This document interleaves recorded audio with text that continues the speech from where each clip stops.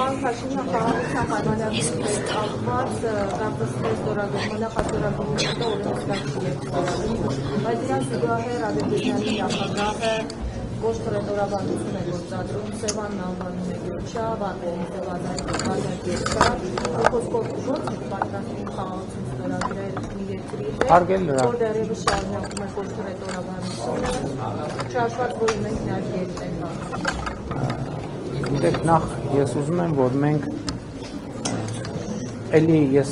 կոնֆերանսի ժամանակ էլ ասացի, տեսեք, երբ որ դուք Ադրբեջանի նախագահի ասածը ինձ հարցի մեջ դնելով սխալ եք ձևակերպում,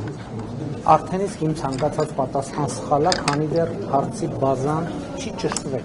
Հիմա ես ճշտեմ հարցի բազան։ Ադրբեջանի նախագահը ասել է, որ ցարական ժամանակներում քարտեզի մեջ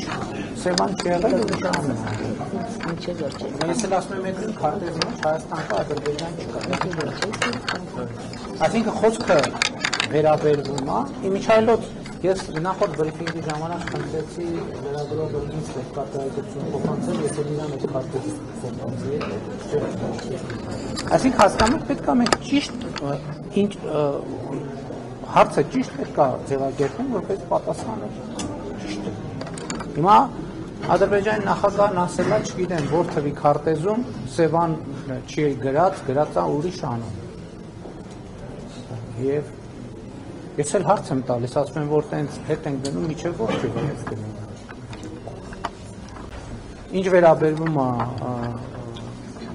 անազատության մեջ, գերության մեջ գտնվող մեր հայրենակիցներին, այդ հարցի պատասխանն էլ ունենք։ Դա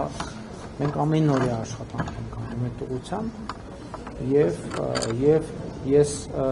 եթե կա տեսակետ, որ պետք է այդ խնդիրը լուծվի, որ խաղաղության հարցը լուծվի, ես էլ ասում եմ, ինչքան բարենպաստ լինի միջավայրը Հայաստանի եւ Ադրբեջանի միջեւ, այդքան ավելի հեշտ կլուծվի նաեւ այդ հարցը։ Այսինքն դիտանկյան խնդիր է։ Եվ ես կարծում եմ, որ եթե եւ խաղաղությունը մնացած բոլոր հարցերն էլ կլուծի։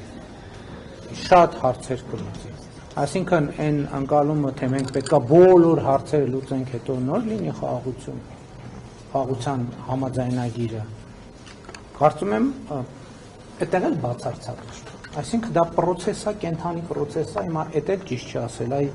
այսպես պետք է անենք, այդպես, որովհետև եթե այդ տրամաբանությամբ առաջնորդվենք, այս կետին չէինք հասնի։ Այսինքն խաղաղության այս կետին չէինք հասնի։ Հենց դրա համար է, որ մենք փորձում ենք հնարավորինս ճկուն մոտեցումներ ցուցաբերենք, այնպիսի ճկուն մոտեցումներ, որ տվյալ պահին մաքսիմալ համապատասխանում են Հայաստանի պետական շահերին։